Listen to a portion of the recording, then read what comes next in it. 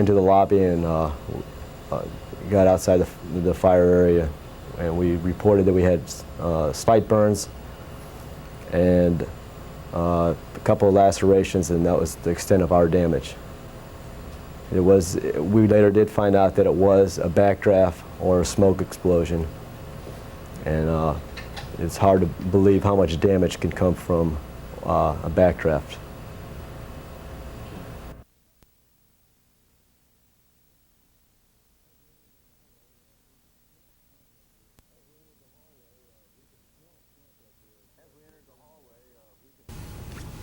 As we entered the hallway, we could smell smoke as we were getting there, and then we charged the lines. We hooked up into the standpipe system, charged the lines.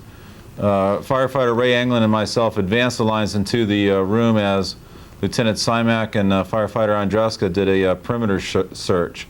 The smoke was cool.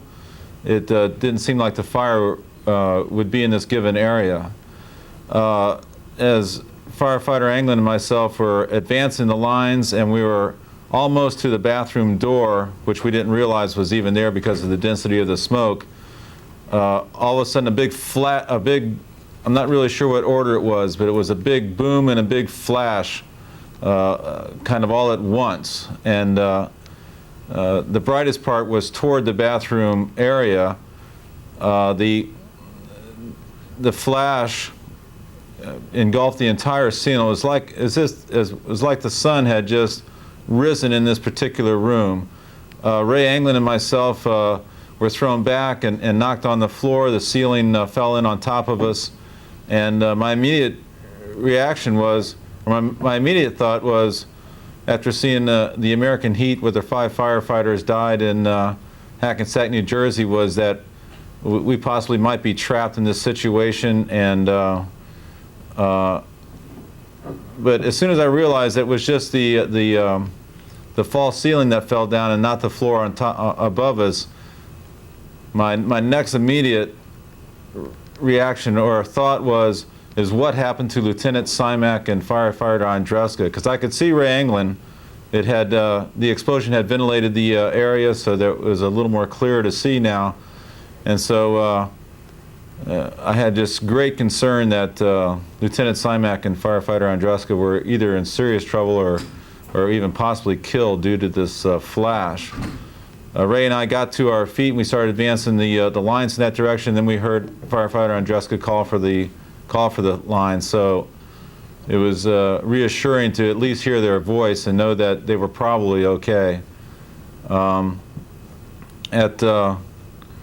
At this point, once we handed the line to them, the bells on my tank started to go off. I followed the line out.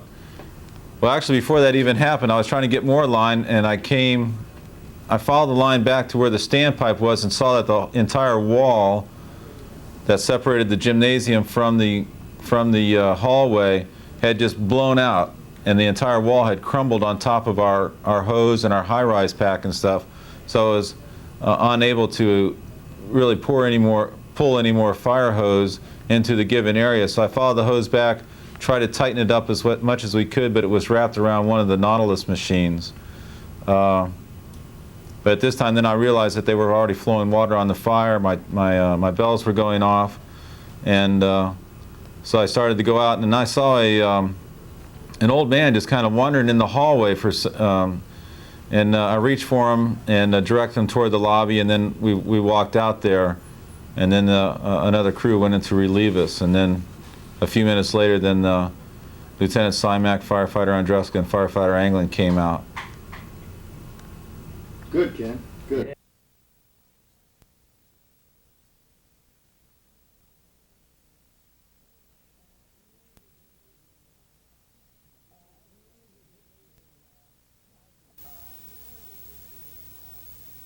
As we entered the gymnasium, I've only been on the job for 2.5 years. I really didn't know what to expect. I stayed low. There was really no heat, so we really didn't know where the fire was. As we looked around and ventilated as we went and did a perimeter, I stayed with my lieutenant, Bob Simac, and kind of just stayed by his side. Didn't really know what to expect. We didn't know, of course, if it was going to be in this room or what room, so we just kept looking. As we entered the bathroom, he said it felt a little warm to him. So I kind of got right next to him, and as he opened the door, about 3 inches, this thing exploded. Knocked me against the wall, knocked him down, and just looked around and didn't really know what to expect.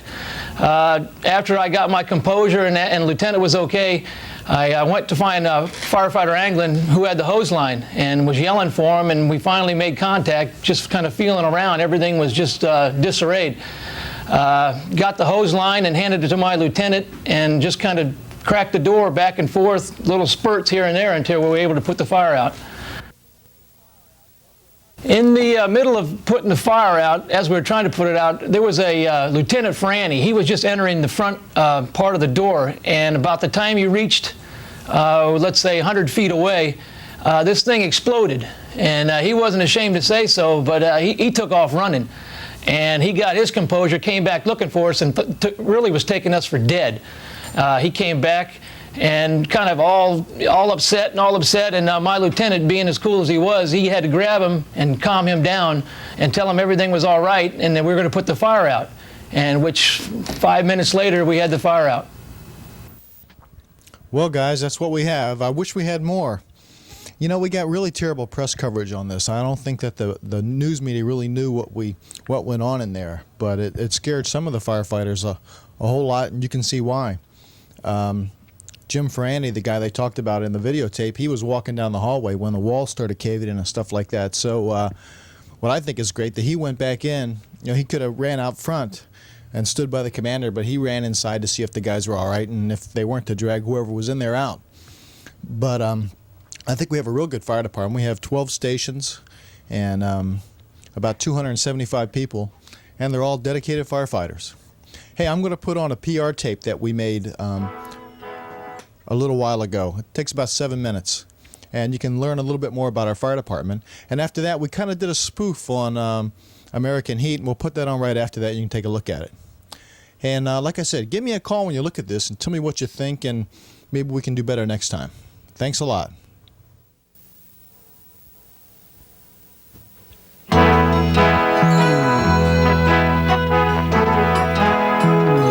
The City of Fort Lauderdale Fire Department has over the years equipped itself with today's most modern firefighting equipment to deal swiftly and effectively with all types of unusual circumstances. Highly flammable chemicals and extremely toxic materials arrive daily from all over the world and move on our highways, our railways, and in the airways above. Many of the chemicals are so new that firefighters have to be constantly educated to stay abreast of the dangers involved. It is these firefighters we depend on to protect our city and our lives and our property from devastation when fire strikes. Fort Lauderdale's Fire Training Bureau utilizes the citywide cable television system to broadcast videotape training programs to all 12 fire stations. This use of the cable television has made our training bureau one of the most innovative in the country. Extra time is now available to the training offices to provide special drills in areas such as vehicle extrication, elevated victim rescue, and handling hazardous materials. The video production facility receives many inquiries from other fire departments on how they can initiate a similar training program. Our suppression division consists of 12 fire stations, 23 pieces of apparatus, and 281 suppression and support personnel. These men and women respond to emergency situations on a moment's notice. Fire Station number 7 at 1121 Northwest 9th Avenue houses the Hazardous Materials Team and Air Van. The team is fully equipped to handle chemical leaks and spills. The Hazardous Material Team has been called upon numerous times to aid other cities. They have special acid suits to wear when combating high toxic materials, which protect them from absorption through the skin. We were first in Broward County to recognize the need for and implement such a team. In Fort Lauderdale, much of a firefighter's work is done before he or she ever responds to an emergency. Fires are fought on building plans, blueprints, architectural renderings, and building codes. They are fought in classrooms, drill yard practices, and simulated fire problems. The saying goes, there's no glory in fighting a fire that could have been prevented. The City of Fort Lauderdale has an outstanding fire prevention program. Fort Lauderdale's Fire Prevention Bureau is located in their new building at 2000 Northeast 16th Street. These fire inspectors review yearly every commercial building in the city and every building that has over 3 residential units for fire and life safety code violations. With our ever-increasing population, the need for fire protection is also increasing. The newly annexed areas surrounding the airport required the city to build Fire Station Number 12.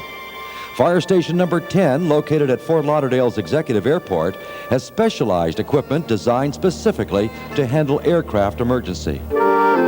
This crash truck may look like something from outer space, but there's no substitute for having the proper piece of apparatus when time is of the essence. Fort Lauderdale is often called the Venice of America because of its more than 60 miles of navigable waterways. Our 37-foot Striker fireboat responds to boat fires, dock fires, and building fires on or near the waterway.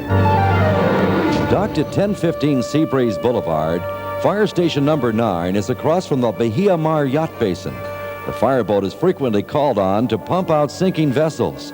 Because we have the only fireboat in the county, we are called about to assist in all types of emergencies on the water.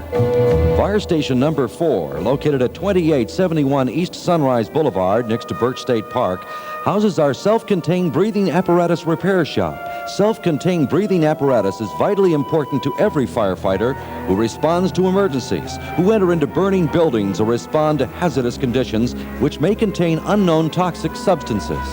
Periodic maintenance checks are performed to keep the apparatus in excellent working condition. The fire department's mobile repair station on the self-contained breathing apparatus van can leave the station to make repairs at fire scenes or at other fire stations. The tools of our fire department are specialized and dangerous. The Hearst tool, for example, is used for forcible entry and rescuing trapped victims in automobiles. It is able to pry open a car door within seconds to save someone trapped inside. These life-saving tools, portable generators, and pumps are all maintained and repaired by firefighters at our small engine repair facility at Fire Station Number 6, 1841 East Commercial Boulevard. Fire Station Number 2 is located at Southwest 4th Avenue. Personnel at this station have the responsibility of maintaining all 150 fire extinguishers.